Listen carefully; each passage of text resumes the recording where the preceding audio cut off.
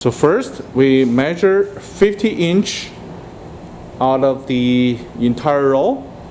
Then mark it. We're going to cut a 50 inch of the roll. And the width is 20 feet. So basically 240 inches. All right? Okay. Shane, you want to go cut it? Thank you.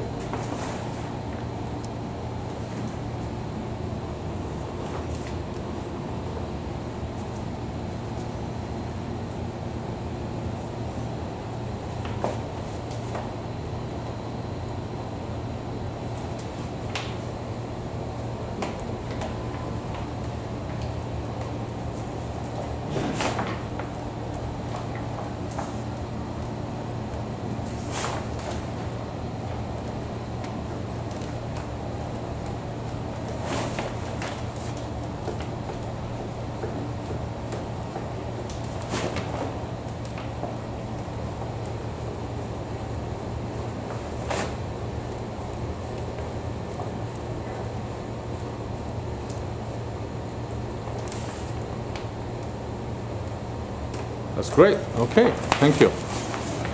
All right.